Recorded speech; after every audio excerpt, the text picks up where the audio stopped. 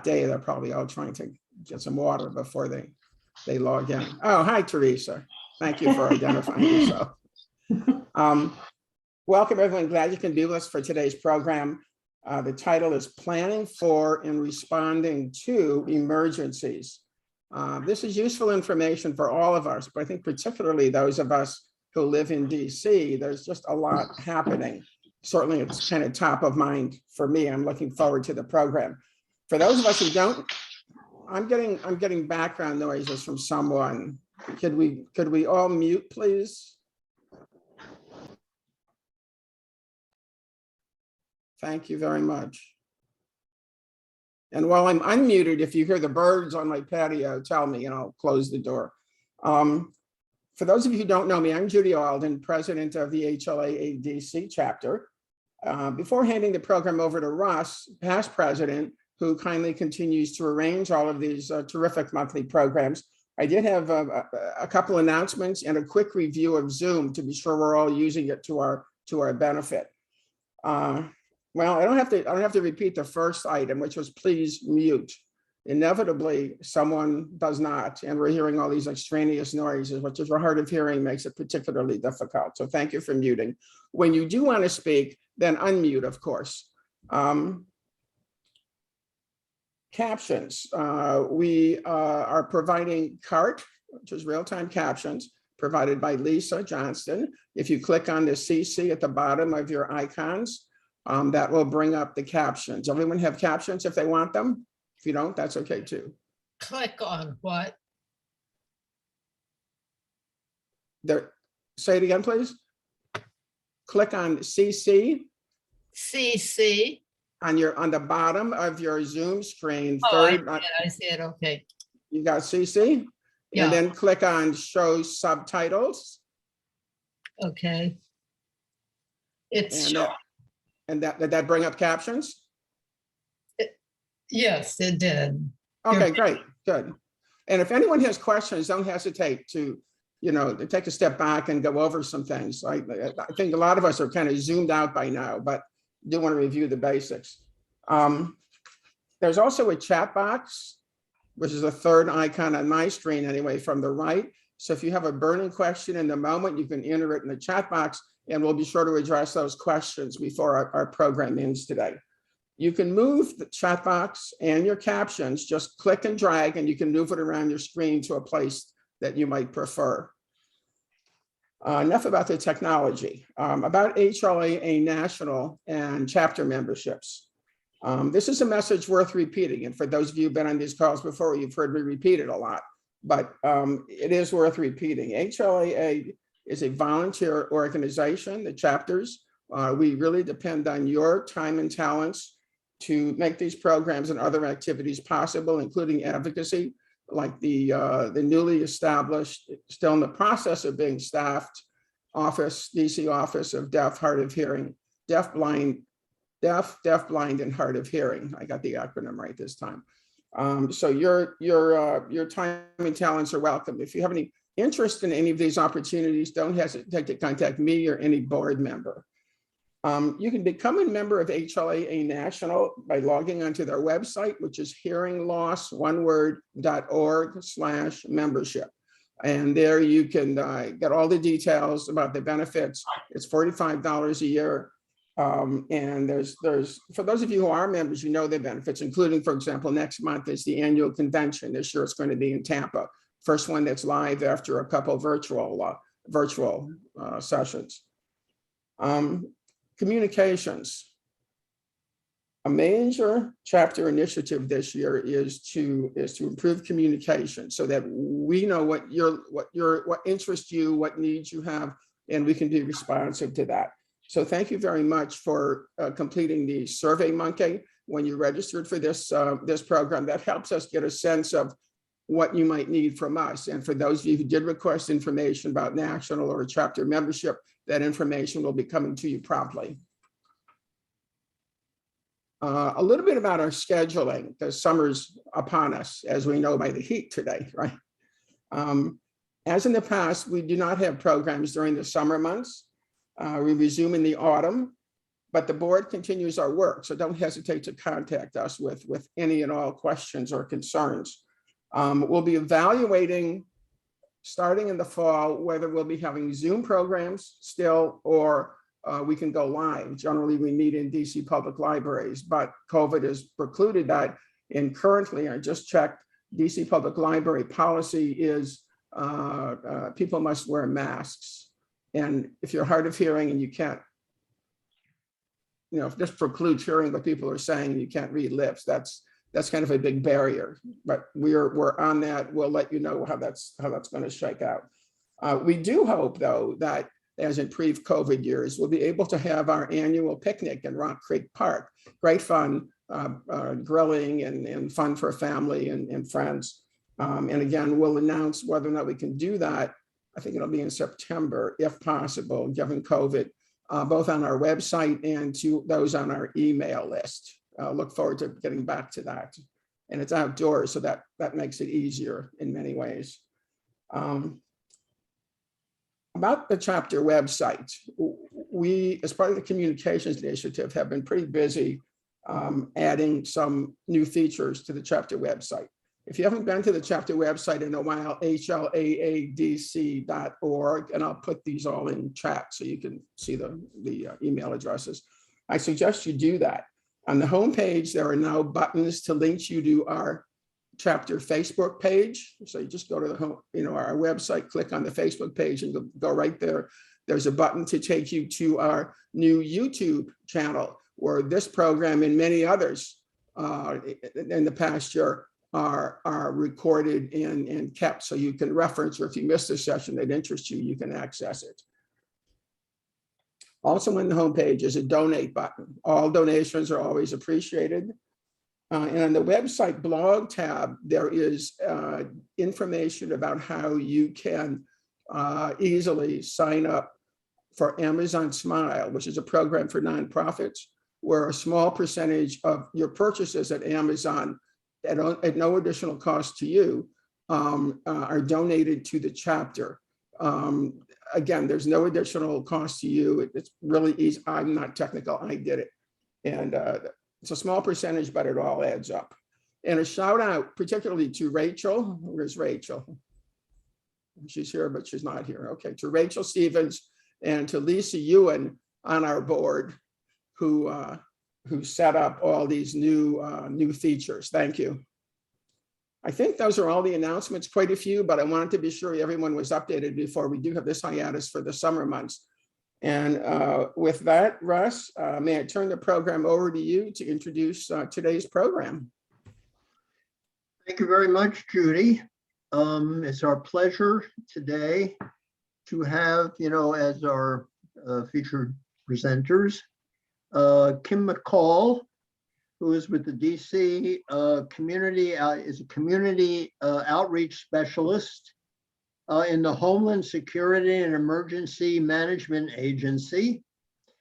And Danielle Drumgool, who is in the Office of Unified Communications, also in the DC government. And without further ado, I think I will turn it over to Kim and Danielle to go on. You are both should be able to easily share your screen with whatever materials you may have for us. So I will turn it over to you. Thank you for doing this for us. Hello, Russ. Hello, Judy. Thank you for inviting us to be here today.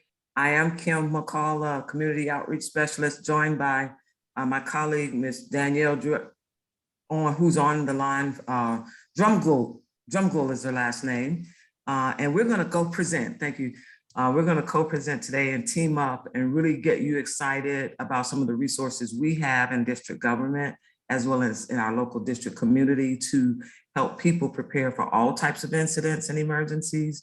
We have a few slides to go over. I'm gonna jumpstart the presentation.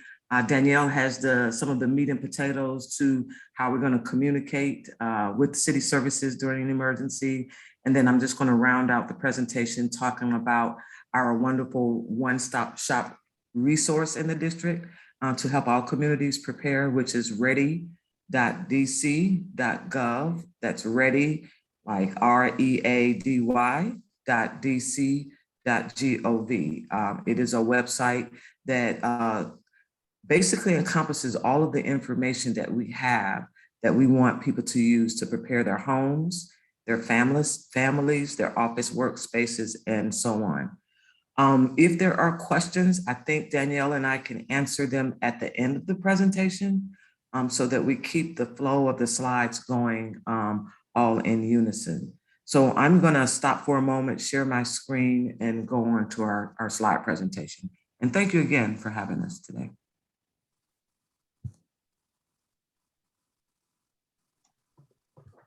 Let me just make one further suggestion. I agree that it makes good sense, to hold questions until you finish the presentation.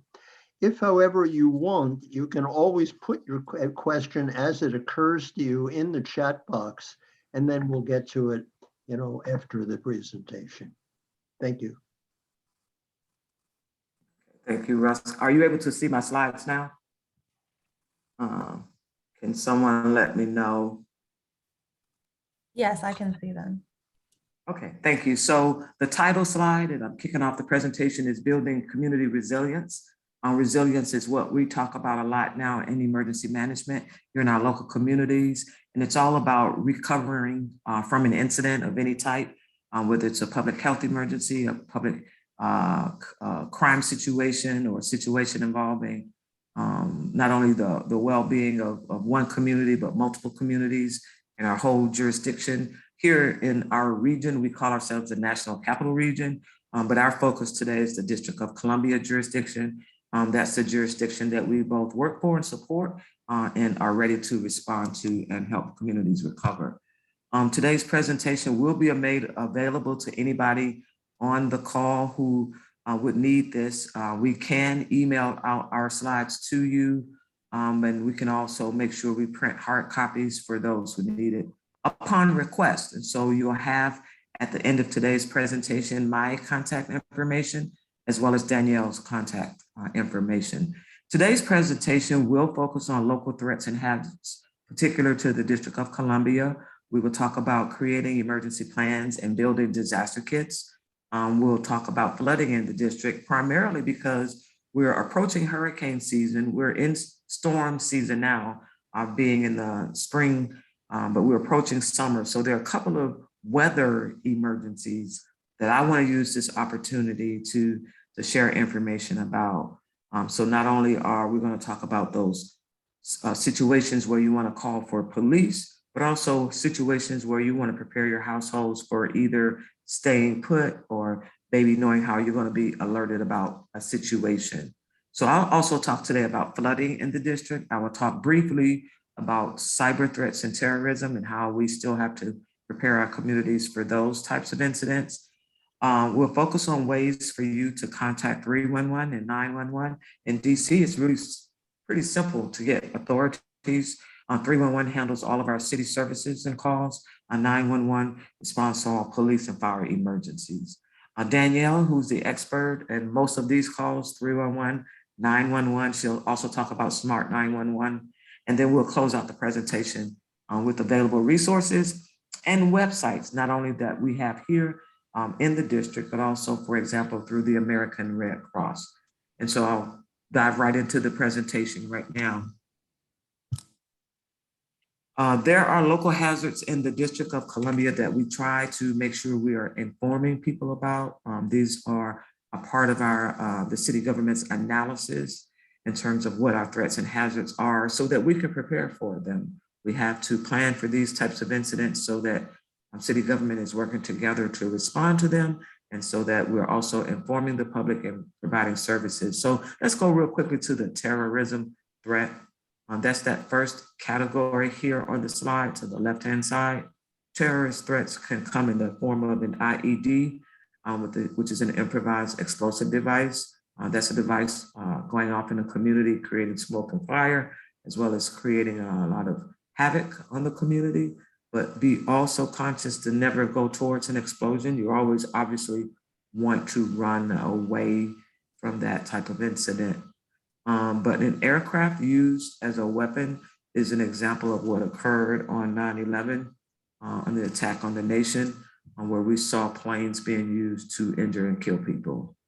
Hostage taking and assassinations are a form of terrorism threats, chemical and or biological agents being used in a community, as well as a cyber attack. So the highlighted areas here on the slide that are highlighted in yellow, these are the ones that I want to focus on because these are the ones that are likely to impact us during these times that we're living in right now. So the cyber attack is something now that we have become more and more informed about. Not only are there malicious attacks, phishing attacks on systems, there have been attacks on different agencies, different private sector companies and organizations have been hacked. And so we use this opportunity to ask the public to stay engaged and to make sure they're protecting their own personal identity, making sure that they're working with their financial institutions like banking systems to change passwords, to, when you go to the ATM, make sure you are able to, if you see something, obviously report something that needs to be reported. Now I'm moving down to the next category, which is natural disasters, which is where I'm going to spend most of my time in the presentation today, talking about hurricanes, extreme heat. Here in the district, the mayor issued a heat emergency over the last couple of days because we're expecting very hot temperatures. And so we try to make sure the public knows that one, we have a heating plan, and two, how to be prepared to spot heat emergencies and when you should call 911. Tornadoes, we're right in the middle of spring season now. We're approaching hurricane season June 1st. And so we use this opportunity to talk about these weather emergencies. We see them oftentimes over the country. We've seen Hurricane Katrina and all types of repercussions there were from that. But there are weather disasters all of the time in the United States. You can see, like, for example, out in the West Coast right now, they have constant challenges of urban fires. When you're here in the District of Columbia and in our region during the winter months, we talk a lot about winter preparedness, preparing for blizzards. But again, right now, we don't have to talk about blizzards and snowstorms, but we do want to talk about tornadoes, hurricanes, and extreme heat.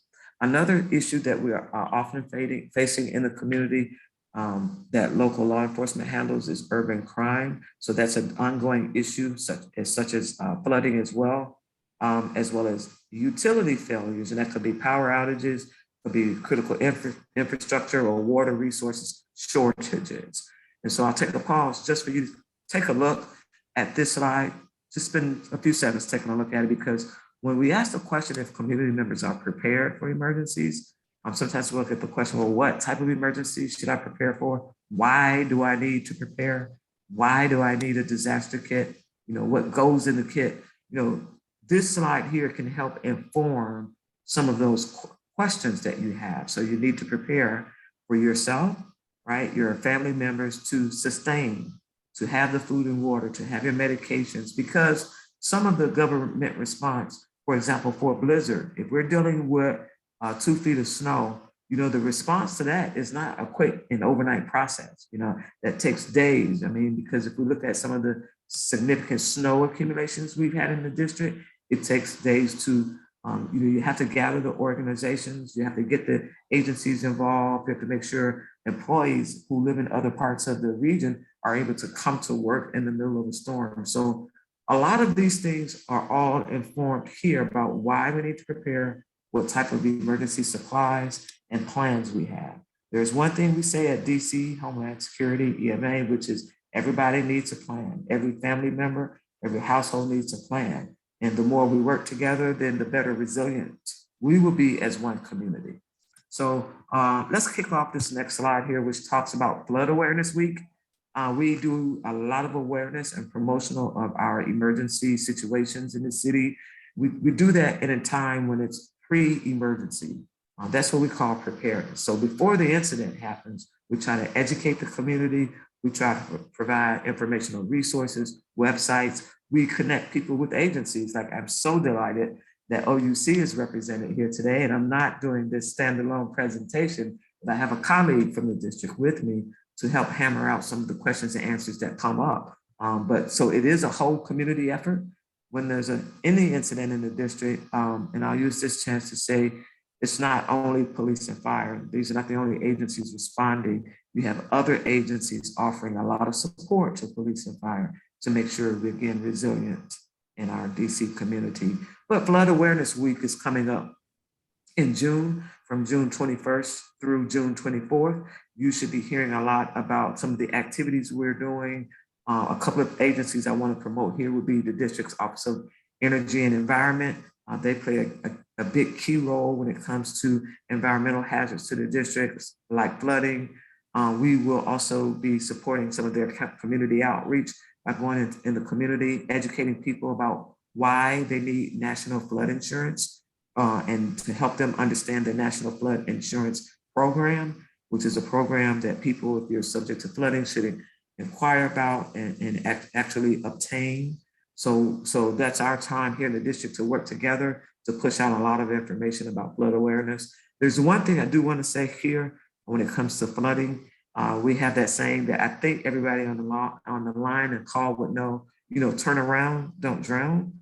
Turn around, don't drown. That means don't drive through standing water. That also means don't walk through standing water. Don't use mobile wheelchair devices or anything where there's standing water. There's a potential health threat and a risk to injury to you. And so we just try to take that opportunity to say, when there's flooding, turn around and don't drown. And we have, obviously, in a city like the District of Columbia, several parts of our city have flooded and will continue to flood. And that's why we continue working on hazard mitigation efforts to reduce the impact of flooding. But here's one map that I like to show the 3 types of flooding in the district: riverine flooding, then there's coastal flooding and inland flooding. The 3 types, again, of flooding in the district is riverine, inland, and coastal. And what I would like for you to do, if you're interested in any follow-up engagement about maps and seeing where the flooding occurs, you can reach me after this event, and we can talk about how to access those maps, or you can also contact DOEE. But again, there are 3 types of flooding in the district that we have to be concerned about: riverine, inland, and coastal. Now, I thought I would toss in a few questions just for some engagement, and I would love to have some participation. If not, I definitely will keep moving. But true or false? This is an easy question. True or false? True or false? If I do not live in the floodplain, I do not need to be concerned about flooding. False. False. That was quick. I didn't have to read that one again. False answer. The correct answer is false. If I do not live in the floodplain, I do not need to be concerned about flooding. Correct answer is false. According to FEMA, and that's the Federal Emergency Management Agency, our main federal partner when it comes to emergency management and local threats and hazards, they say that from 2014 to 2018, 40% of all NFIP claims were filed by policyholders who lived outside of a high-risk floodplain area. And they say that if you live in a high-risk floodplain area, you may be required to carry flood insurance.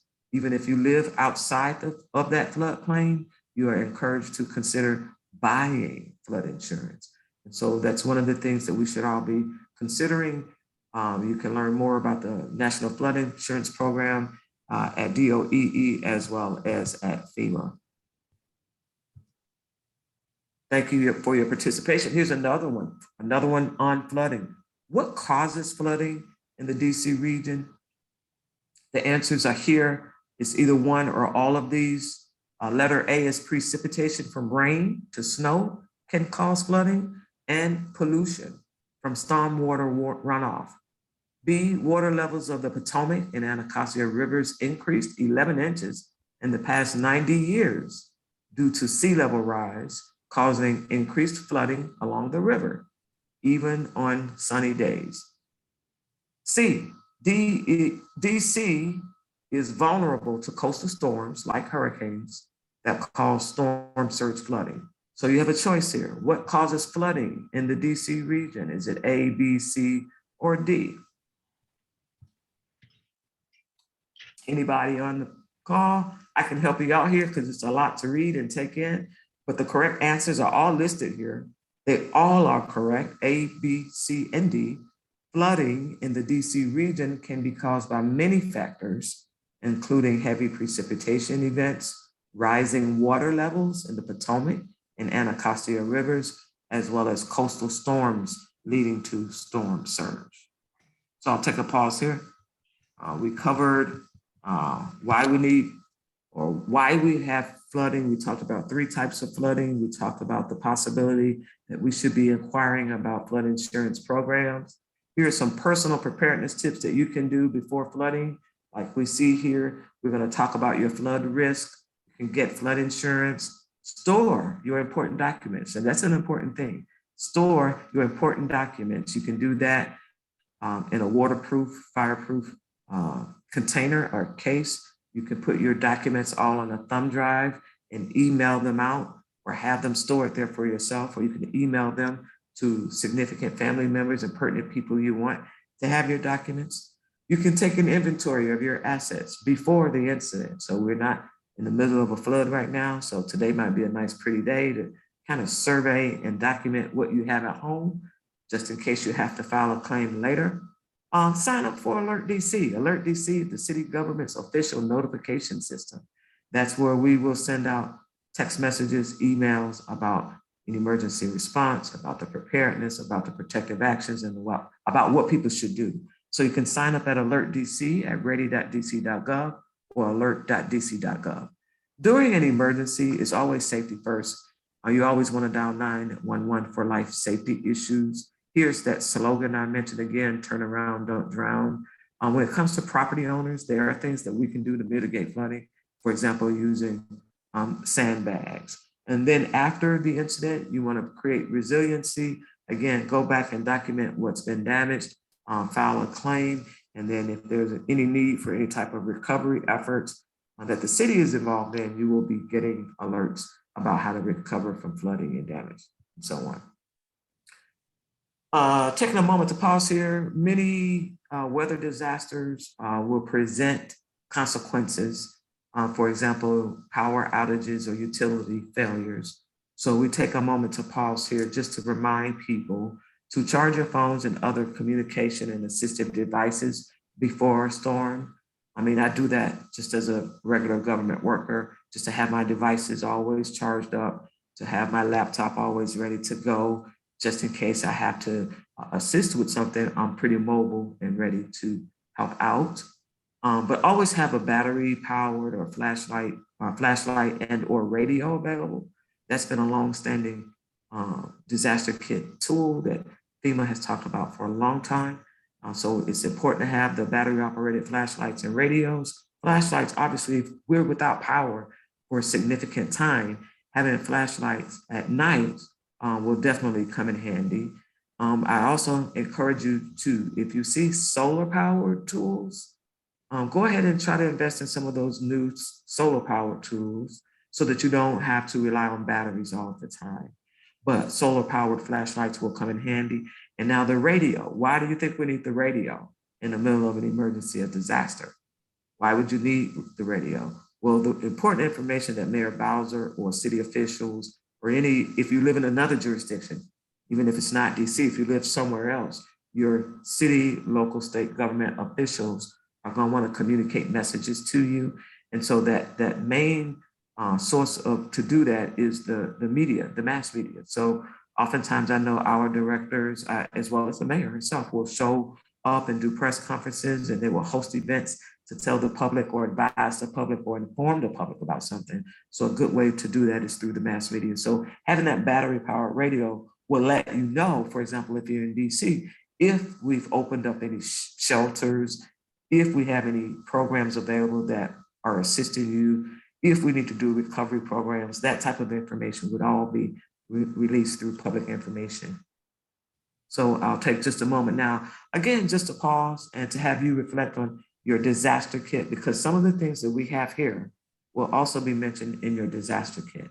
And then what we're going to prepare to do now, just for a moment, is to pause to think about all of those weather disasters, the weather incidents where you could be traveling, you could be on vacation, you could be in your car, you could be on mass transit, a train, a bus, what have you.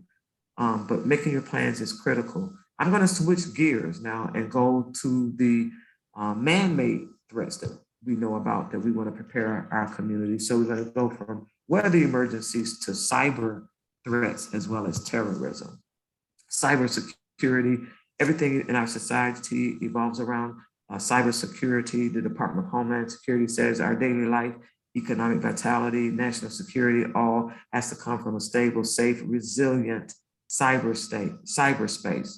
So in order for us to be resilient, we do have to beef up our systems, whether they're communication systems, whether they're infrastructure systems, water systems. All of these things have to have the enhanced securities and capabilities so that when there are threats that we can again recover from them. So in terms of your own preparedness for a cyber incident, I have here just a few bulleted items that you can do. Now, these are things, this is part of what we do in community outreach. We in community outreach are preparing individuals, organizations, the private sector. We're preparing folks to have plans for themselves so that you can think about these things before something happens. So a cyber attack, a cyber attack can lead to loss of money, theft of personal information, and damage also your reputation or your organization's reputation as well as safety. Cyber attacks are malicious attempts to access or damage a computer system. The threat can come in the form of computers, mobile phones, gaming systems can be hacked as well as other devices. This can also include fraud or identity theft. And this is one of the points I was attempting to raise earlier, that you want to get to make sure that you're doing your credit profiles and you're working with your financial institutions to make sure no one's stealing your identity or has stolen your identity or committing some level of fraud. We work a lot with seniors in the community here in DC, and we oftentimes are saying, hey, don't give anyone your information. Use only trusted sources. If someone calls you with something that sounds suspicious like a scam, assume that it could be a scam and you might want to report those types of incidents. But also you can be affected by someone hacking your system, blocking your access to your documents as well as your photographs. Hackers will also use an opportunity to target children. And so this is where I ask all the adults, responsible family members of the community, let's know what our young people are doing on social media. Let's take some time to know if their games are safe or if the platforms they're using are safe. That's where we can be a help in the family to help children and young folks who are exploring the digital world and social media. But a cyber attack may cause problems also for business services. They can shut down your business. They can lock up your documents, ask you for a ransom. They can also affect transportation and power.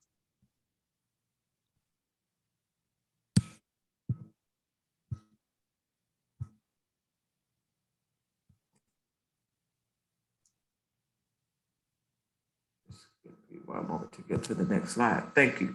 So what we can do to protect ourselves is similar to the physical environment. So we're talking about computers and games and social media and hacks, but there are things that we can start doing to protect ourselves. We can remain aware of our surroundings. We can refrain from oversharing personal information. When we see something, we can say something. All of our law enforcement matters do go confidentially to the police and law enforcement officials when you do report things. So please take advantage of the ways that we can do that. And if you see something happening in the family member, with a family member or friend, you can also engage law enforcement or health services or other agencies when a person may be going down the wrong lane or may needing a little extra assistance with counseling at school or other parts of the community as well.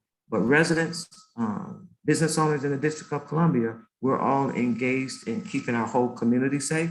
So it takes all of us to work together. Terrorism and armed assailants. These are acts of violence that in DC, obviously, MPD and law enforcement agencies handle. Acts of violence could be active shooter situations, hostage situations, vehicle ramming, sexual violence and human trafficking.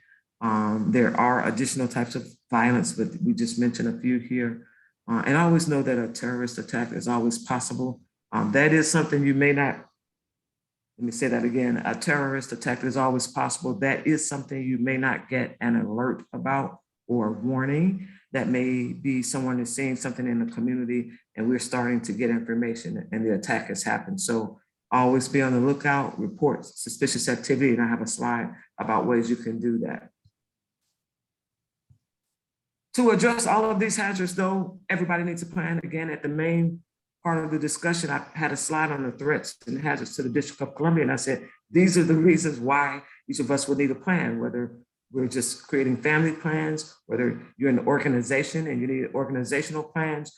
All of the government agencies in DC, we all have emergency response plans. So the idea is to create plans, create synergy about being resilient in the community. The single most important action that you can take today is to create a plan. So how will you contact your loved ones? Where will you meet? What will you do with your pets and service animals? Do you have the emergency supplies on hand that you need? Do you know where your important documents are? How will you keep your home safe? Customize your plan for your situation. Your plan is yours, is unique to your own well-being and the safety of your family well-being. So it's your plan. You share that with whoever you deem necessary to need it. Just as one example might be, I'm in my family here. I live in Washington, DC, but I have a lot of family members over in Upper Marlboro, across the United States. If I want to communicate my plan with them, I would just simply email a document, PDF, and make sure they have my emergency contacts. For example, if my aunts who are visiting are in town, I want them to know if something happens to them, if they're in town, who I want them to contact, and vice versa for me. So it's important for all of us to share these plans with the people that need to know. And obviously in a family, you want your family members to know who's your emergency contact, who's the physician that should be contacted. The one thing I've learned about emergencies in the last 2 years since pre-COVID is that not only do I want my medical doctor and my medical physicians listed and my family members listed and my insurance agents listed, but I want my spiritual advisor in my own plan. I want my spiritual advisor listed in the way that I can reach out to that person when I need to in a crisis. And so there are a lot of ways that we can create plans. Think about your own unique situation. I am winding down here. I'm going to toss it to Danielle, who will have some slides to better inform us about what we need to do. But in the DC region, obviously, we want to contact 311 for non-emergencies. And I use it myself, but then there's also 911 emergencies. And this is where the experts from the OUC come into play. And I, again, really want to thank my colleague for joining me on a Sunday afternoon to do this presentation. Turning over it to you, Danielle. Good afternoon. Thank you guys so much for having me today. I'm going to speak, as Kim mentioned, about emergency and non-emergency services in the district. So my name is Danielle. Again, I'm from the Office of Unified Communications. The OUC, I was gonna share from your screen, but I have no problem sharing. Oh, no, I want to, you can share yours if you want. Oh, it says. Oh, let me see. Give me 1 second, Danielle. I'll put it back up. Oh, no problem. No worries. But as I said, I'm from the Office of Unified Communications. The Office of Unified Communications was created in 2004 by the mayor at the time. Our communications used to be separated from fire dispatchers would be underneath the fire department, police dispatchers would be underneath the police department, and then we had the mayor's citywide call center, which was 311. And in 2004, the law was enacted, and in 2006, this beautiful building opened up where Kim and I both work now, called our Unified Communications Center. And so non-emergency services and emergency services were unified, and we've been there ever since. So we house all of our universal call takers who take calls for police, fire, and medical emergencies, They are trained to take all three, and then they split to either dispatch a police response or in fire and EMS response. And then on the other side, for 311, we have wonderful people who have this incredible encyclopedic knowledge of the city. And if you have any needs or questions about anything as far as city services or information, they are there. 311 is 24 hours and 365 days a year. They are always open. And some of the things here for 911, people know to call for crimes in progress, for medical emergencies, and for fire, smoke, or smell of gas.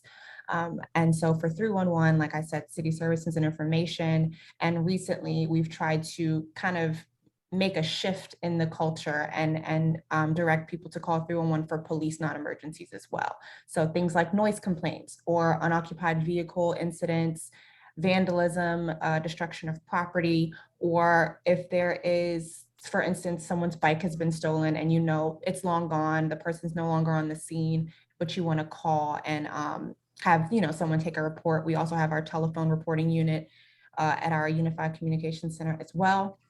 We take calls for that. But what we've tried to do is we've switched up the call queue, as we call it, a little, so that true emergencies are getting a true emergency response, and these non-emergencies are moving from 911 to 311, because for a long time in the district, the culture was always, if you had an emergency and you weren't sure, or something that you thought was an emergency, just call 911 to be safe.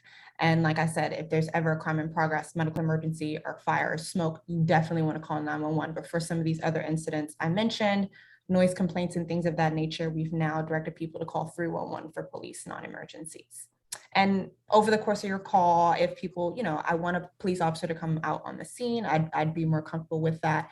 We can still switch it over to 911 and have them dispatch out a police response as well. So we're working together because we know it's a big cultural shift for those in the city who are used to just calling 911 for any and everything outside of city services and information. So we're working with the community to make sure that everybody's still getting exactly what they need.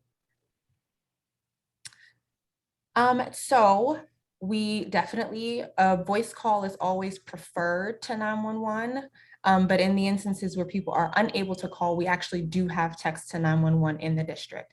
It is texting straight to 911. It's just 911, nothing else, no 32311, which is what I'll talk to you about later. We actually do have a text to 311 service, but it is straight 911.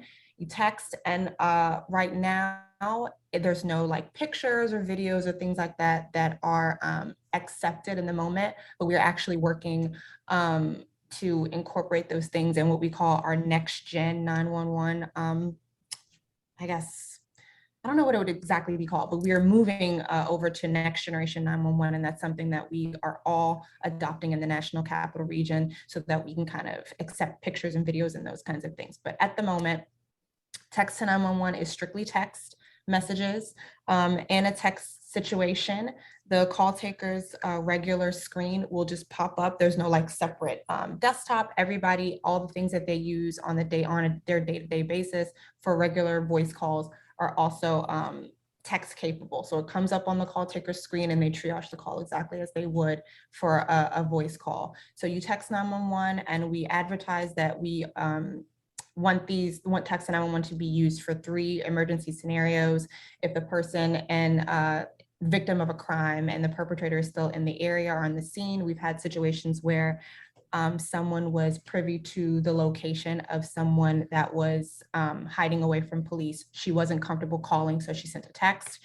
Definitely, as you know, for the deaf and hard of hearing community or anyone with a speech disability and you need to reach 911, we definitely want people to text. And in a situation where someone has an injury, where you can't speak, we definitely want people to text as well. So it is available in the district. And I believe it's available in the majority of the National Capital Region, but it's definitely available in DC and we're very excited about that. So how do you use text to 911? So like I said, you just open it up straight to 911. When you initiate the text, you do not have to use any dashes or any additional values in the text creation box, the field, so to speak. You just enter 911. We want you to be brief, just say help or help is needed. And our call takers know exactly what to do. They will get you the response as quickly as they can.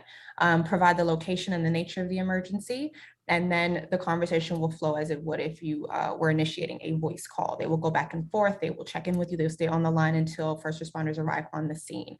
So as I said, right now, until we transfer over to next generation 911, we want to make sure that people understand the top 6 things that are most important when you're texting 911. So your phone has to have text capabilities.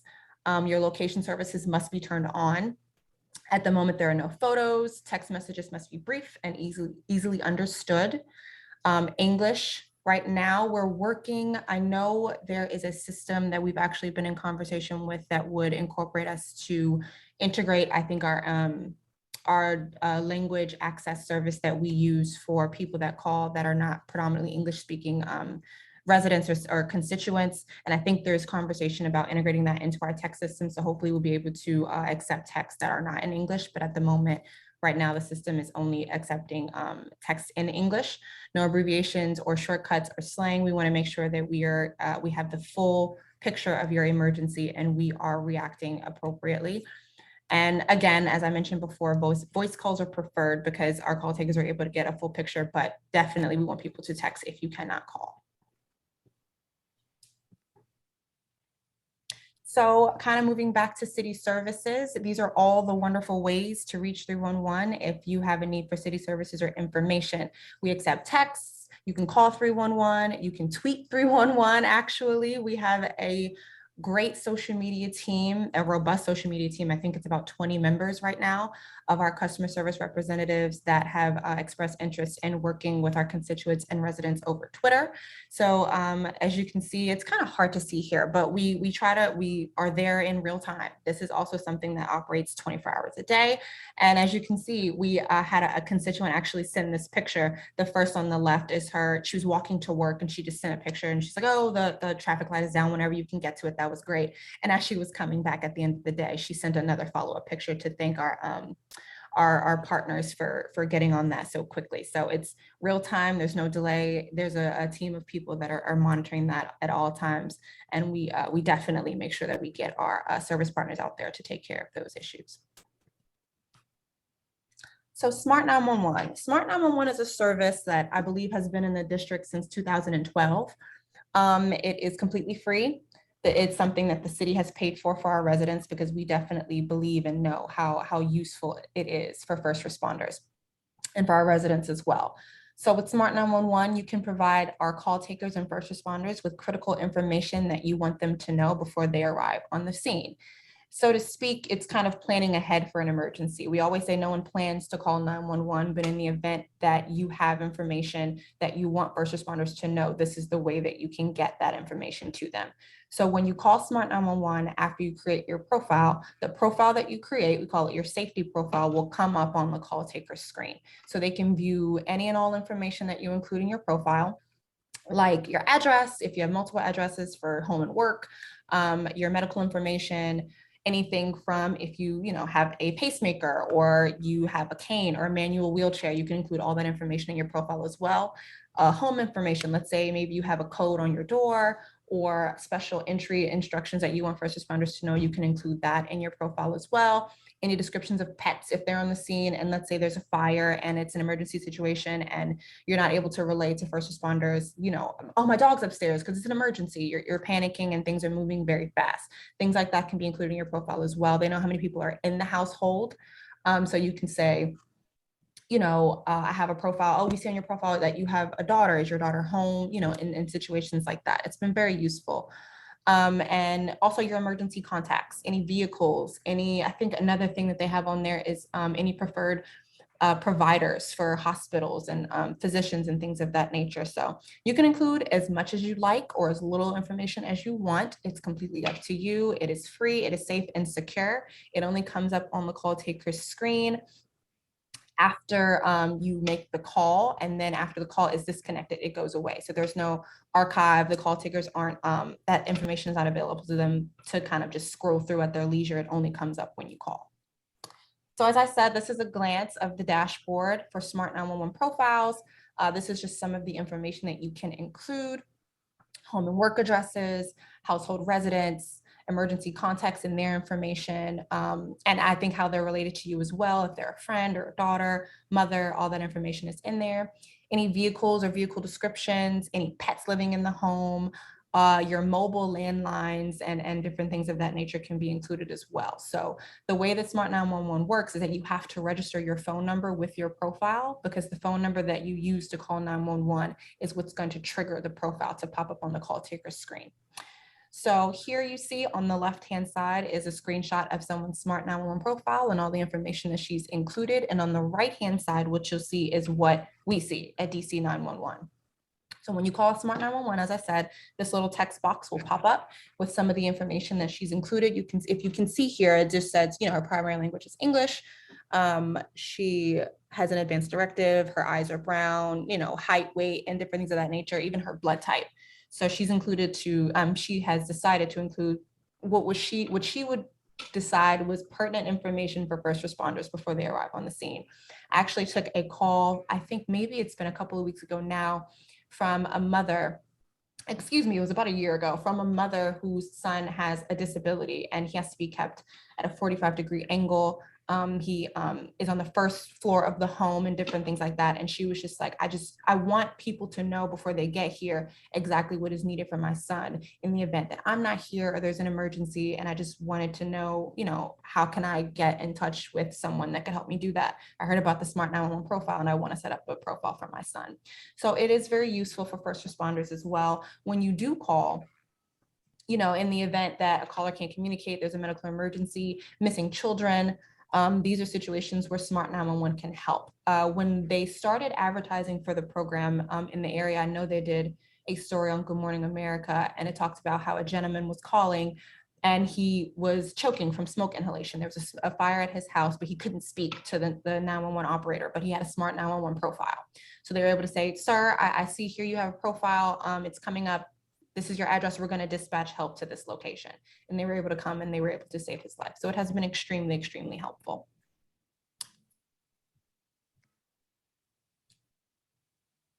And one more thing, I didn't know I was going to end that soon, actually. One more thing I would like to say is that for the call taker screen and kind of how it's all integrated into one computer aided dispatch system, which is what we refer to our dispatch system as. We have the profile, the Smart 911 profile actually is a package. And so what it incorporates is improved location accuracy, as well as the Smart 911 profile and the text box as well. So it's all in one screen, it's all there together, and all information that they need from you that they get from you is all going to be coming up on their screen in the same location. So when you call or if you text, however you're reaching out to emergency services, they're still going to ask you those questions, can you repeat your address for the recorded line if it's a voice call, and ask you those, computer aided dispatch questions, but they will have your Smart 911 profile there as a resource as well. If there's specific information that you wanted to include about your, that you want first responders to know before they get there, that's all there. They're still going to use their computer aided dispatch and ask and triage the call as normal, but that's an added resource and it's really helpful for first responders as well. And then if you text, it's the same thing. Like I said, they're side by side. They're going to make sure that they're getting with you and then dispatching a response as well. And so we've invested a lot. I think Mayor Bowser has continued to invest a lot into the technology that really, really helps us to get people the help that they need as soon as they can. So we're excited to have these different resources and programs. I'm happy to always speak. Thank you so much for having me again this afternoon to speak to residents and let them know about the services that we have, because they're really helpful. They have been proven to be successful. They've saved lives, and I think they will continue to do so. So if anyone is interested in creating a profile, it is just smart911.com. I have in the past, and in a post-COVID world, we are excited to get back to having Smart 911 registration events. Myself and my community outreach team, we bring our laptops, we go out to, meetings like this that aren't virtual, we go into places, and I would be definitely open to hosting a virtual registration event as well. We try to register as many people in the district as possible. So if you need my assistance with registering anyone, I am more than happy to do so. If you go to smart911.com, it is very simple and you can do it yourself. But in the event that you would like or be open to having some type of registration event or need any assistance with a profile, you can definitely reach out to me. My contact information is at the end of the presentation and I would be happy to help. And so I think we're going to save any questions that you have for the end of the presentation, but I'm going to turn it back over to Kim. Hey, great job. Thank you, Danielle. And what a wonderful idea that was. I like the idea of the virtual registration. So I'm going to take that idea and run with it, Danielle. Sure. And yeah, I would love to work with you on that. And I'll just get back to some of the brevity of the slides. I'm not sure if there are any burning questions right now for Danielle. If you want to check the chat, I'm happy to make sure she answers questions right now if folks have them. If not, we'll just keep going through the presentation. We'll be done shortly. And again, you can talk to Danielle and I. Her contact information will be there.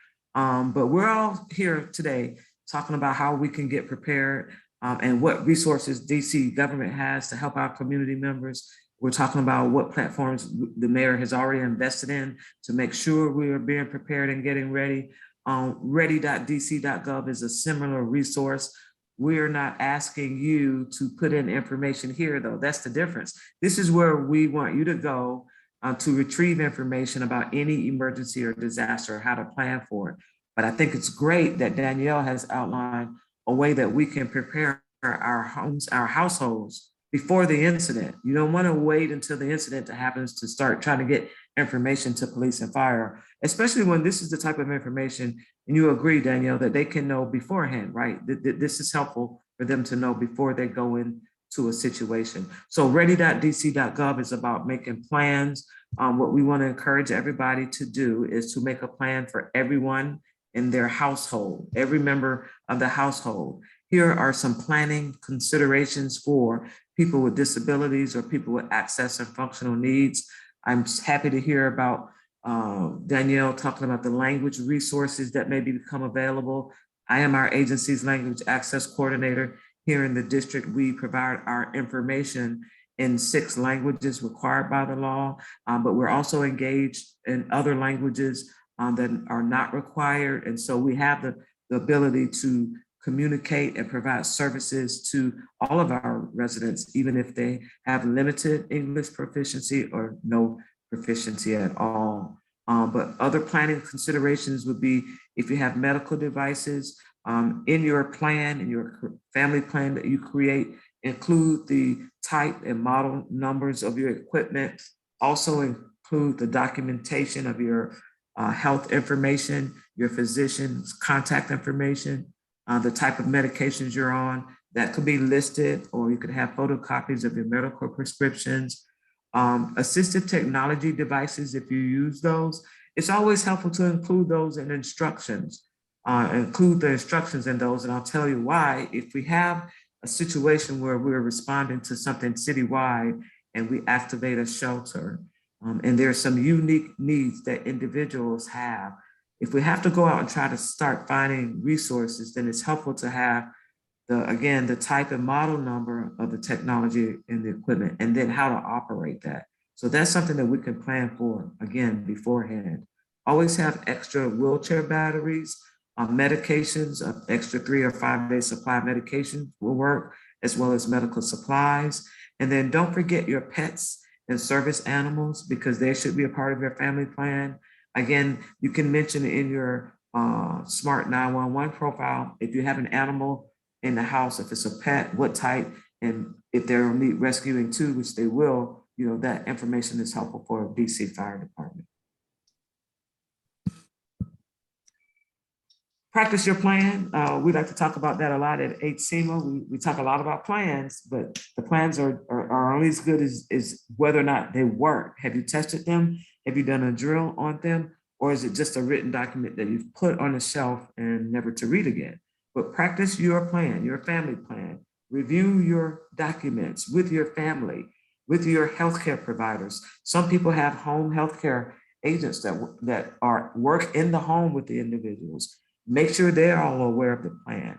practice a fire drill and an escape plan so that you're not doing that for the first time and you're not aware of all of the emergency exits or your alternate exits or even your rally points when you get out of the building.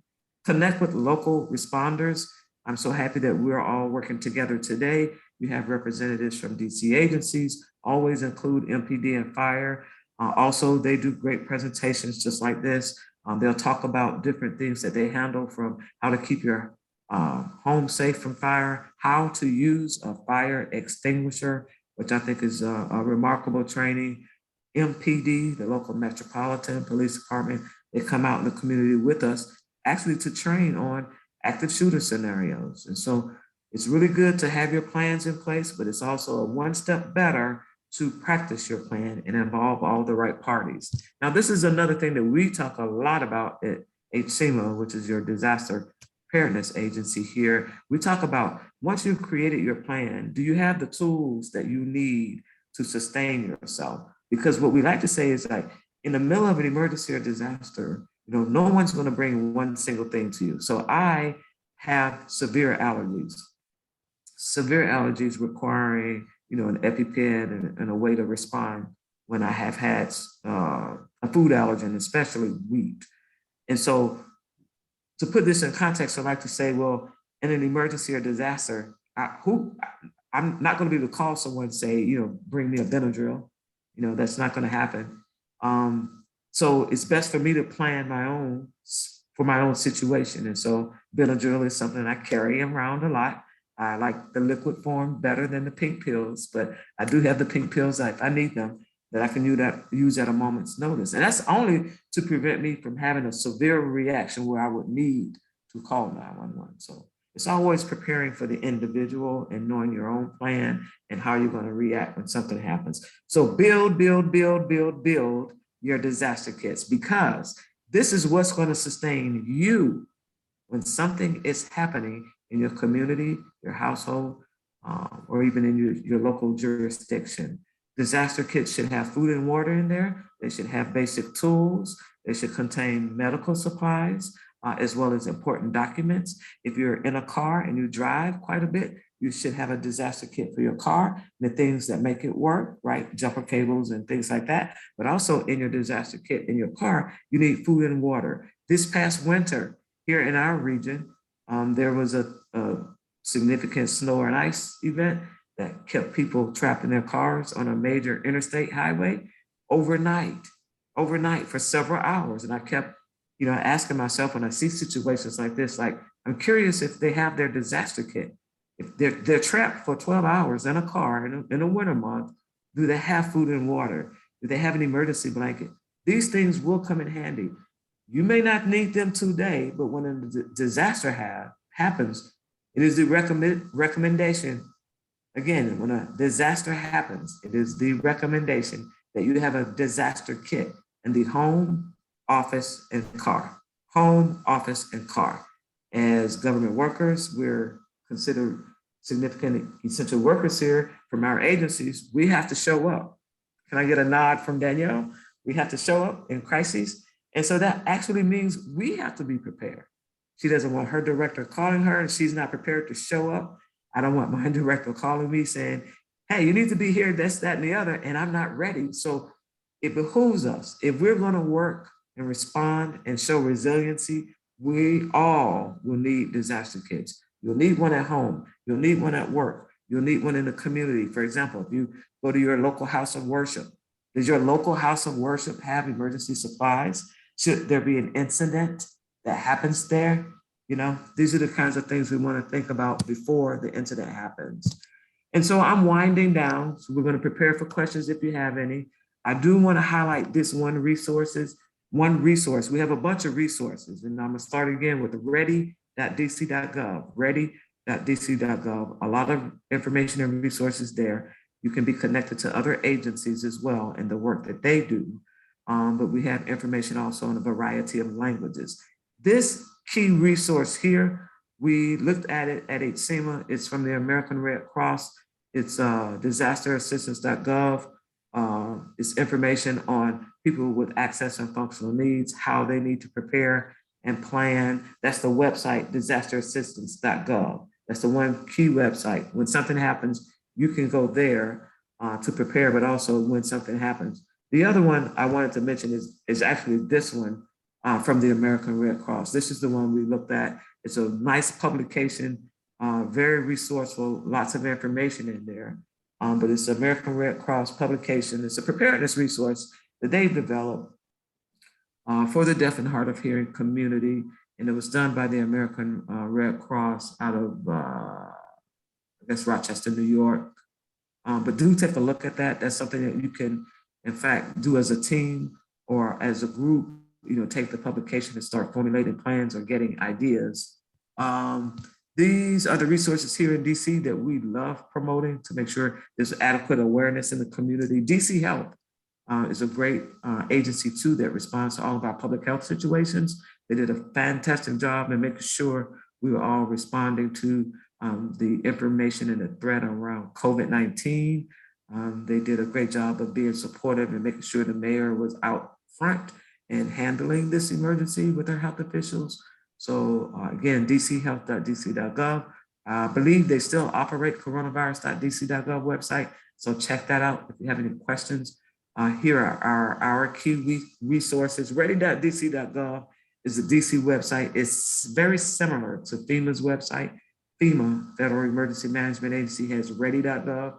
Lots of information there. So I would like to pause for a moment and just make sure that if you have questions that we are able to answer them. And I'm also going to plug our online portal, 311.dc.gov as well. Just a small plug. Yeah, please keep plugging away. Plug away, please. Plug away, Danielle.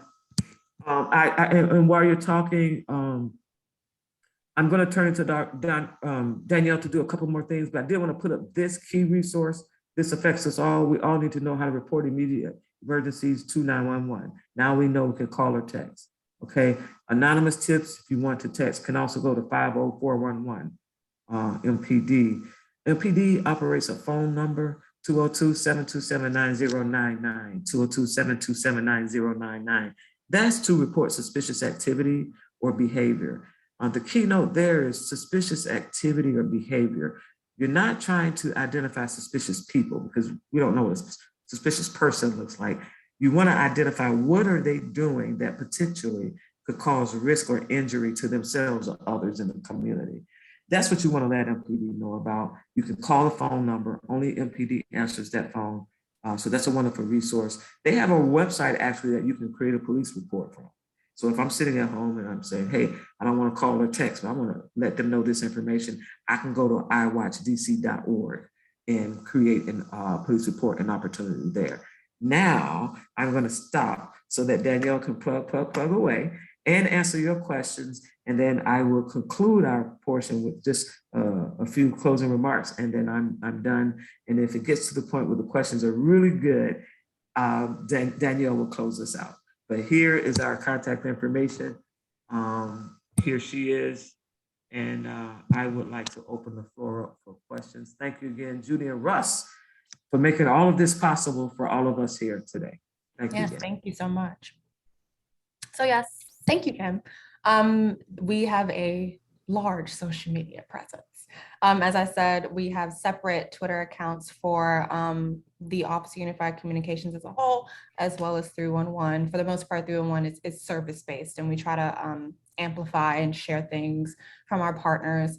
The interesting thing about the district is because we are not a state, 311 actually does take calls for DMV in DC. So we amplify things from the DMV, from DOEE, our other partners, our service agencies and things like that. And 311's Twitter account is service-based mostly. But please follow us on social media. Like I said, I'd like to plug, because I think our social media team is doing a great job. If Twitter is not your jam, please don't feel pressured to, but I think it's great that we're able to continue to meet our residents where they are. I know a lot of people find it very, very great to be able to, like I noted in the example before, walk down the street, notice the street light is out, send a picture, tweet it off, and then go back and know that you can have confidence in your city services, that it'll get taken care of. So I think it's great. If it's useful for you, please take advantage of it.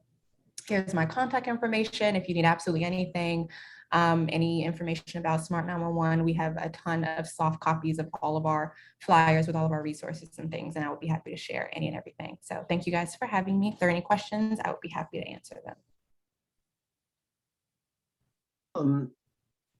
Well, first of all, I would like to thank you both. And if I could, I'd like to start off with a question. You've put a lot of emphasis, I think, appropriately on preparedness.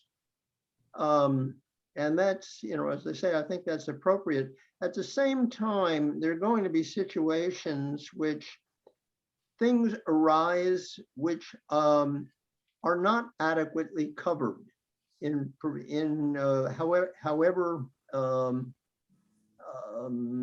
attention we put to, we place on being prepared.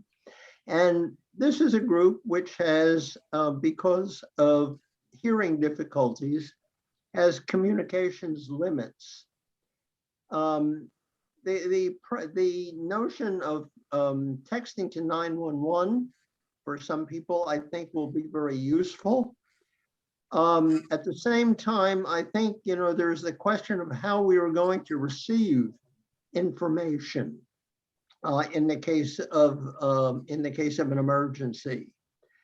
And that's where I would like, if we could focus a little bit more attention, because the means by which communication is both communicated to people who can help and communicated back to us, I think, given the hearing difficulties which this audience basically experienced, I think is particularly important.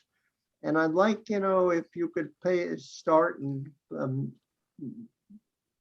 addressing questions of that sort.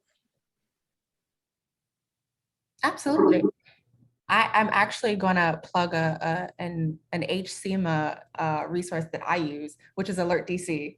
And I think, Kim, were you going to talk about that as well? Got it. Mm-hmm. Oh, I can talk about it. I don't mind at all. Absolutely. So I actually do use Alert DC myself. Alert DC is, and please correct me if I'm misspeaking or misrepresenting the resource, but it's something that you can register for, and you can dial it down to your neighborhood, your ward, and you can receive incident reports for critical incidents as they come in from, I think it's mostly from, like, we got our heat emergency activation today, and I actually received my my text from Alert DC and things of that nature. And you can redirect me if I'm not addressing your question appropriately, but I find that it's been a great resource for the city to get information out when they need to communicate with the community. And you can go, I'm not entirely sure, but I think if you go to hsema.dc.gov, there is a directive there to go ahead and register for Alert DC. So I actually have Alert DC registered for my phone for both my home ward, which is Ward 7, and where I work, which is Ward 8 in the district. And I get anything from, if there is a traffic incident, down to like an Amber Alert, if there's a heat emergency or activation. So it all comes right to my phone. I also get them to my email.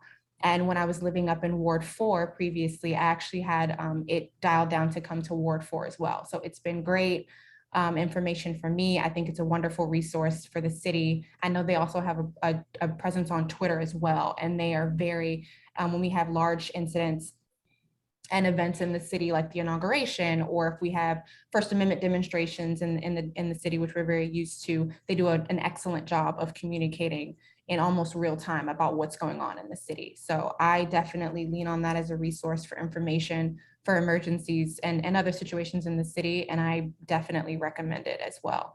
Does that address your question? I don't know if I was. In part, yes. Mm-hmm. But I'm thinking more, I think of, not so much the types of emergencies that face large areas, the city as a whole, or a large port or some substantial portion of it. I'm thinking of something that, well, I think all kinds of things, a fire in my home, a car accident, someone, myself or someone close by, being injured, a tree falling down, and so forth. Something which is, and I think I get the idea that these are kinds of things that we can communicate, at least some of us can communicate using text to 911. The question that I have really is, how do you get back information, recognizing that we do also have communication difficulties? These are the kinds of situations which I think at the other end are going to require some back and forth, before you get a sense, of what it is, and, that's the problem, and how to address it. And these are things that need to be done rather quickly. And I'm not quite sure, how, what can be done and what kind of resources are available for us, to receive information of that sort, and then receive it in, in a timely fashion, in a fashion we can work with. I understand. To my knowledge, and Kim, you can definitely jump in if you have any further information, but to my knowledge, it sounds almost like a reverse 911 type of situation. I don't know that we in the district utilize that specifically, and Alert DC is I think what comes the closest. So you can, I specifically have them for crime, I think, as I mentioned, but you can also have it for weather and different things like that in your area. You go through and you can select what you would receive updates for. And it is, I would say, as close, I think, to real time as you can get. And I don't want to misspeak and say that that is the only resource in the district. I don't have information on all of them, but what I will do is I can go and try to find out what we are doing internally in my agency to kind of see how we can incorporate the technology we have, and definitely like reach out to those communities, as you mentioned, who do have those communications difficulties, and make sure that we're communicating kind of localized and specific incidents to the communities. But as far as I know, Alert DC is the resource that I have used and that I typically identify when I'm talking with others who have similar interests for, well, how can I find out what's going on in the city and in my neighborhood?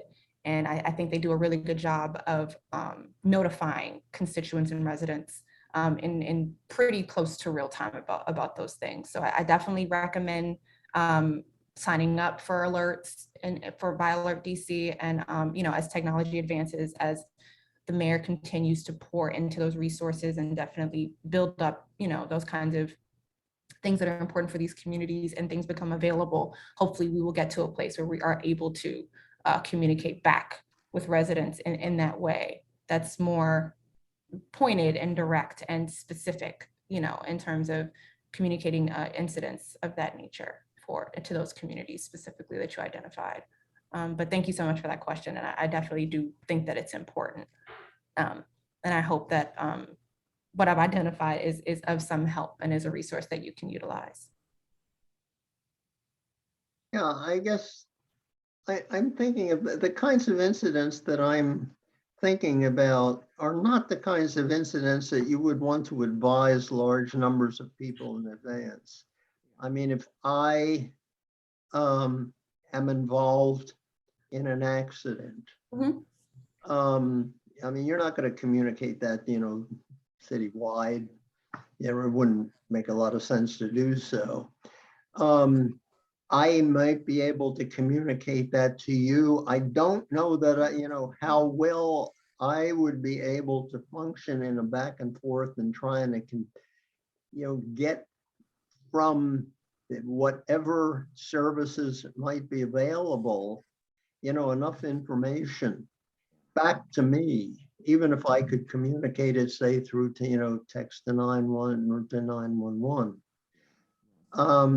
Russell, this is Kim. Do you mind? I have my hand raised. I haven't gotten to the icon yet on my screen. So I was going old fashioned and just like putting up my hand. I just wanted to interject for one moment, because when we talk about the response to localized emergencies like residential home fires, or that is one of the examples you mentioned. or a car crash, for example. Those are not messages, obviously, we're sending out to the entire community, but as a very important resource, and I say very important resource, we have in the district is the local police department's deaf and hard of hearing unit, okay? These are actual law enforcement officers who are deaf and hard of hearing, have trained and worked around this particular community.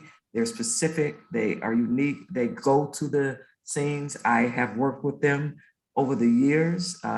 They partner a lot with Gallaudet University on activities, but we talked about HLAA-DC. That's great. That is the mass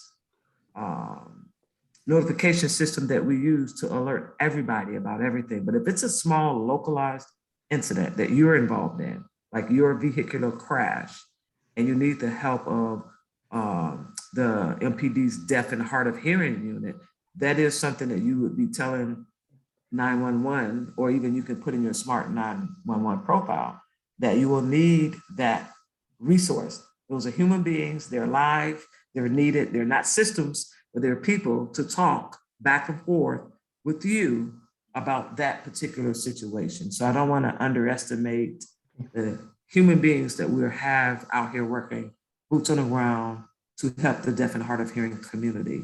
And they are a very unique and active group. And they would be more than willing to come on also, like we do here today, we've done today. They're happy to partner, and I can help organize that as well. So that's just another plug for another resource that the district has. Thank you, Kim. I appreciate that.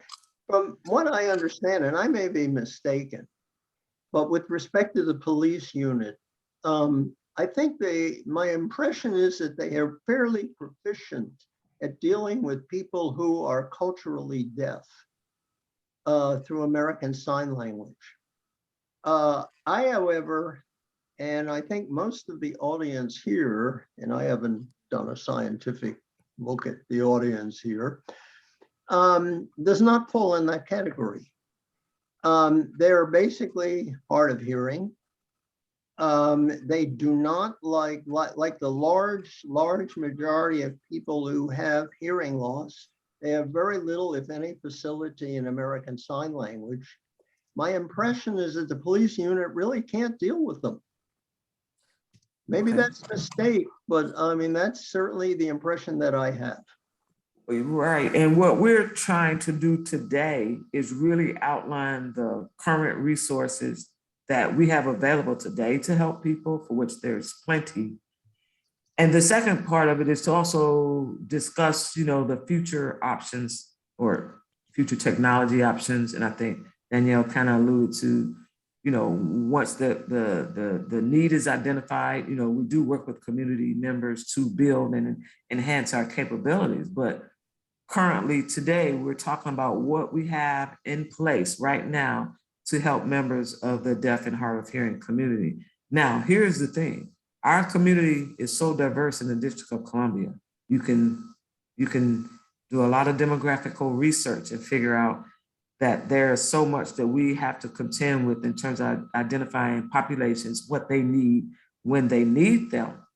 But if there's a deaf and hard of hearing person involved in if a person who is deaf and or hard of hearing involved in an incident today, we know from leaving this conversation, they can call or text 911, which is critical to getting their response, all right? Is that correct, Danielle?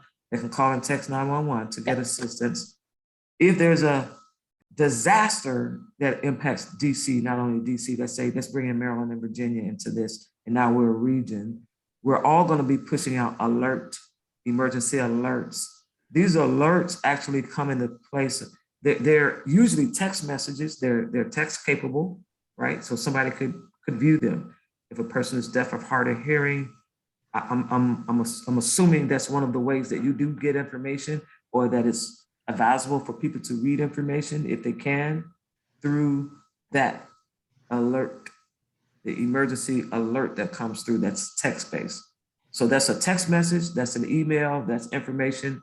Even if, for example, again, we're in a disaster that affects everybody. We saw this, I'll use the example of the pandemic. We saw the state, the Commonwealth of Virginia, the state of Maryland, and the District of Columbia, Mayor Bowser, all three jurisdictions working together, providing information every day to the entire community across the region, communities across the region. So what I guess I'm trying to illustrate is that we have a lot working to our advantage today to help specialized populations, but it's also what are we doing to engage those special populations to have plans in place for themselves, especially for the onset of that incident. Police and fire, I'll tell you one big secret. Police and fire, most notably, will always respond to calls for service. That's what they do every day, rain, snow, sleet, or hail. They don't need a lot of, what's the word I can say? They don't need a lot of triggers. They don't need a lot of memorandums or anything to activate them. Those are their jobs that they do. And when they do it, and they do a great job here in DC, when they respond, right, they have all of the things that they need to appropriately assist members of the community. I don't want to identify just one segment of the community, but they are responding to meet the needs of all members of our community. It doesn't matter who we are and what description we fit in. So Russ, to your point, and I'm gonna circle back just to make sure I'm making some sense of this, is that if you are someone who's deaf and hard of hearing or having limited hearing capacity or just losing a little bit of hearing, I had my eye exam the other day. I had to have some tweaks in my prescription. So we are all advancing in life where we're gonna need some assistance with things. But using your example about that vehicular car crash, if you have a limited hearing ability, that is something that could be noted for the call takers when you call 911.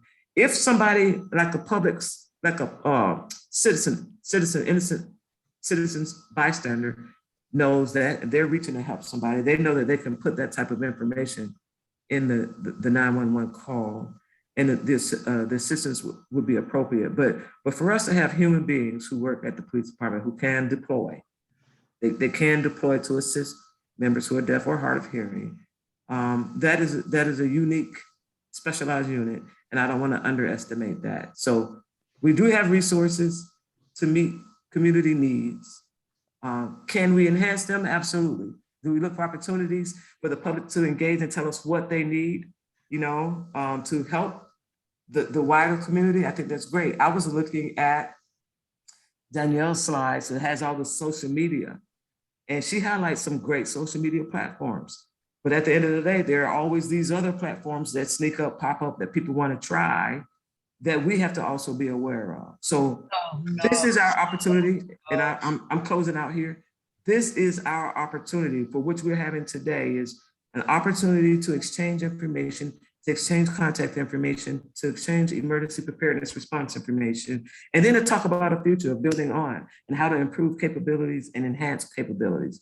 And those capabilities can be systems, but they also enhance our human beings who are respondents. How do we build ourselves up to make sure we're meeting the needs of the community? And I hope that answers that. One particular question is about localized emergency. How do you talk to somebody or get information locally for an incident?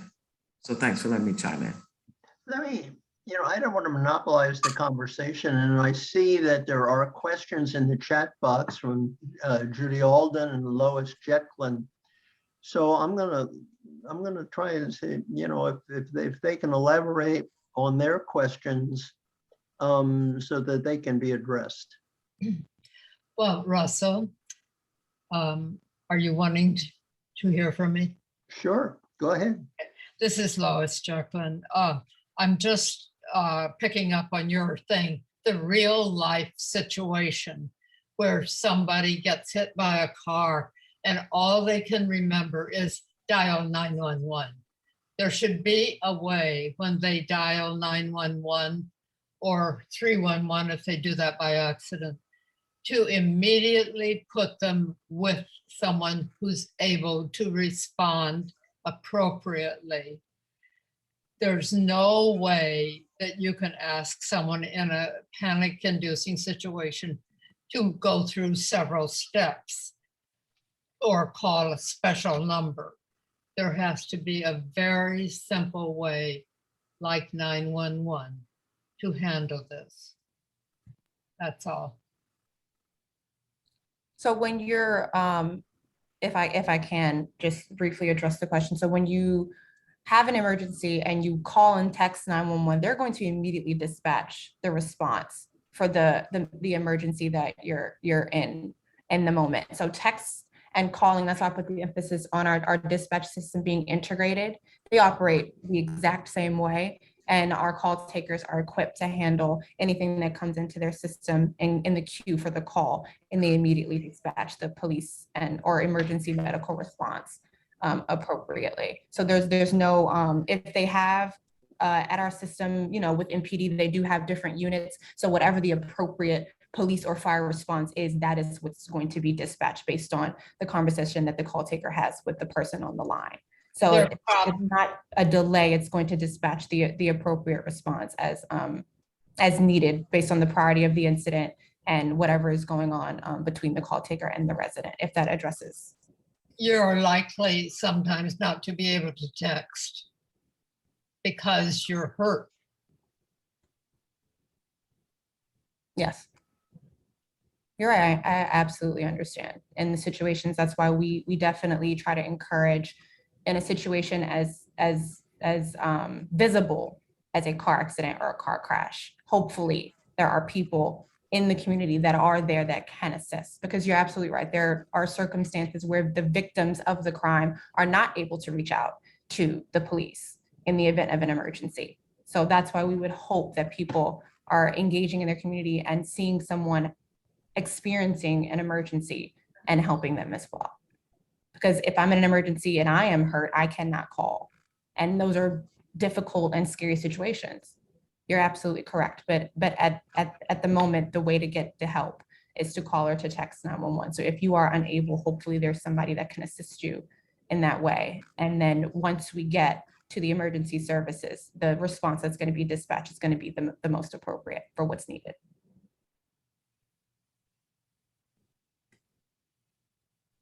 Are there any other, I know there was another question. I do, if I might. A lot of good information. Thank you very much. And I guess what Russ is asking, and also Lois was kind of resonating. Can you tell me more about the Smart 911, which I was not aware of, which sounds like a wonderful resource. Mm-hmm. So I register in Smart 911, and I have an incident, I text 911. It comes up on the receiver's screen about me. Yes. What's the process? How is that information transferred to the police officer or fire person who may come to meet my need? I guess I'm trying to differentiate between the wonderful technology and the in-the-moment ability for those of us who are hard of hearing to actually communicate with that person. So when you call 911 from the phone number that you've used to register your Smart 911 profile, it comes up in that same box of what I'm trying to see how I can make it as visual as possible. So our call takers fill in what are called slips as they're dispatching an incident over to either police or fire and EMS. So as they are texting with you, they're going to fill out the slip, calling on the phone, fill out the slip, and that Smart 911 profile will pop up on their screen as well. It's kind of, they use 3 screens, but it's almost side by side, and they would utilize that as a resource, but they also utilize you as a resource in the emergency. Things are, they're happening fast and things change. So let's say your Smart 911 profile might not be up to date. They will use that as a resource, but they're definitely going to engage with you directly to make sure they're getting all the pertinent information for you with related, I should say, to your emergency. How will they engage with me directly? I'm sorry, the call taker? How will I be engaged with directly for follow-up information? Texting? Yes, so the person that's texting with you, just like they would call with you, they would stay on the line with you until first responders arrive on the scene. Yeah, they'll definitely remain with you in communication until the response that's been dispatched has arrived on the scene to assist. Okay, and one area that I know our chapter's been working with the Metropolitan Police Department that you all may want to have conversations with, because statistically, 15% of the US population is hard of hearing. That's 100,000 people in DC. Fewer than 2 to 5% of those people know American Sign Language. So until recently, if you went to the MPD Department of Deaf and Hard of Hearing website, there was only a PDF for the deaf. We've worked with them, and now they posted a PDF for both the deaf and the hard of hearing. So I guess I'd be interested in how you work directly with the people who I would theoretically meet with face to face in their understanding and training around how to work with someone who's hard of hearing. When you're deaf, I know you have resources, you call them in and they do American Sign Language. So what I will say to add to that, in terms of making investments to always improve on the resources that we have available, is that at the current moment, I think I alluded briefly earlier to next generation 911 systems, which is what we're working towards now in the National Capital Region. So what that will do is that at the moment right now, the first responders rely heavily on what is entered in that slip that I referred to before. What is going to occur and what is actually happening now is we are developing and building on the technology that we have to make it capable for it to replicate the call taker screen in the mobile devices that the first responders have in their vehicles. So everything that is available to the call taker is going to be available to the first responders as well. Because unfortunately, I would imagine there are instances where everything is not, you know what I mean? You want everybody to have the full picture when they arrive on the scene of their emergency. And as we do, you know, we are a communication center, and we definitely communicate as effectively as possible to make sure that everybody gets what they need.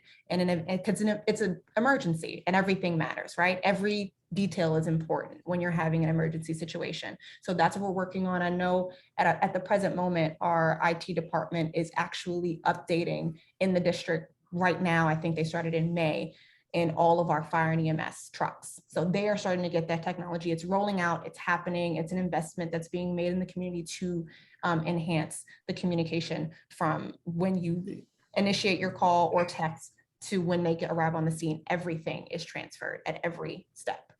So you're suggesting it's a pretty seamless information flow between my request and the person I would encounter face to face from EMS or MPD or whoever. Yes. Okay. And I'm assuming on my smartphone, I can have all the information that's going back and forth. With the, like from your text conversation with the call taker? Yeah. Or, I'm sorry, yes. Okay. I mean, I'm impressed with all the technical resources and the ability to push out information. I guess what I'm asking, and you've addressed it, thank you, is when we're in the need in the moment, how do we pull what we need if we're hard of hearing, which is quite different. Yes.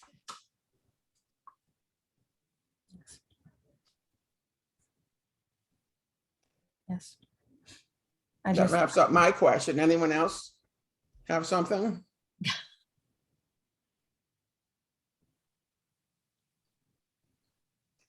Ross, any further questions? No, I don't have any now. And I don't see any further in the chat box, but I'd like to leave it open, you know, if for, you know, another moment or two at least, if there are other questions, please unmute yourself and let's hear from you. Sorry.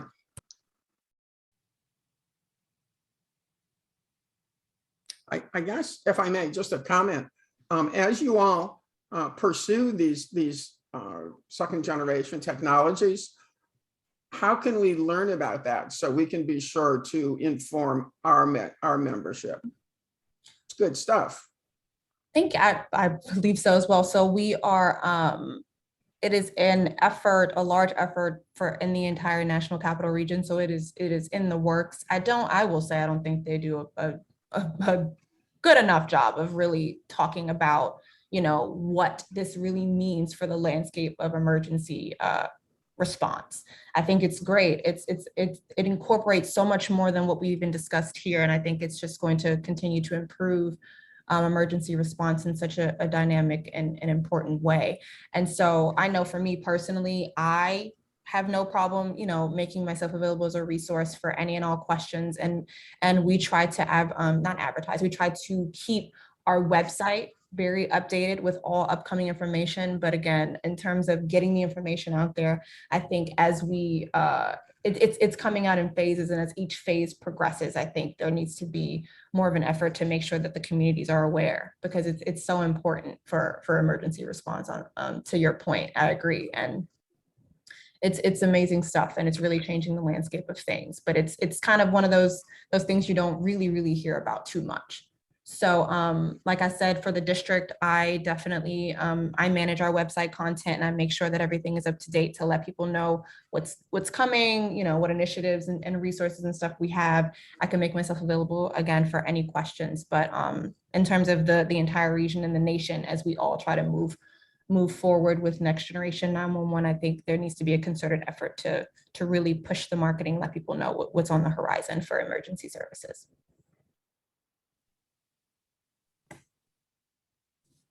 Thank you. Of course. Further questions? I don't hear any, but I would say we have been following fairly closely the city council's approval of a new office for deaf, blind, and hard of hearing persons.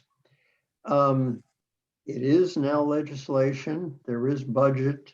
It is not operational yet. It has no operational staff, although that's in the works, and I hope will happen fairly soon. And I think some of the kinds of issues that we're talking about, you know, are issues which hopefully, you know, will engage the attention of that organization when it becomes operational, and I hope that is fairly soon. I don't know how much, you know, you know and are considering, you know, what your relationship will be, you know, with that new office, and I recognize that it, you know, it's difficult to, you know, to think about that in advance of them being operational. But I think, you know, there will be, my sense is, you know, there'll be a lot to talk about. And I hope that will be fruitful. Absolutely. We have a little bit more time, but I don't see further questions, and maybe it's time, therefore, to call it a day. And to thank you very much for doing this, you know, for us. And we'll, you know, we'll look forward to continuing conversations. This program is being recorded. It will be available with captions for everyone here, as well as I said, probably for a few other people who, for a variety of reasons, you know, were not able to attend today. But I did want to thank you. And Judy, do you have anything further to add? No, thanks, Ross. Just, I want to thank Kim and Danielle very much and appreciate participation. And as Ross said, look forward to continuing the working relationship because I think that with this new office of deaf, blind, and hard of hearing, there are definitely opportunities to help you all. I also would add quickly that in our work with the Metropolitan Police Department, they very much liked what we call a visor card, which had how to communicate with the deaf and hard of hearing. So if, like me, you get pulled over, you don't immediately escalate because you want to be compliant, but you don't know what's being asked of you. The MPD, I thought, to their credit, said that would be a good tool to have if it could be aided to an app. Apparently all officers always have their service phone with them. So as you talk about these slips and these ways to electronically, transfer information, that might be a dimension. And so money was budgeted in this new office, by the way, for that, to work with them. So it really is seamless. That's great. But with that, that was more than a thank you, but I just wanted to add that. No, it's thank great you. information. Yes. You're very welcome. Thank you for having us again. This has been wonderful. Well, thank you you very much. And before we close, I would be greatly remiss if I didn't say thank you to Lisa Johnston, who's provided our captions today and done so in a great way. So thank you to Lisa, and thank you, to both of you, to Kim and then Danielle, and thank you all for coming. And with that, if there's nothing further, I will close the program. Thank you so much. Thank you. Good day. Bye. Bye-bye.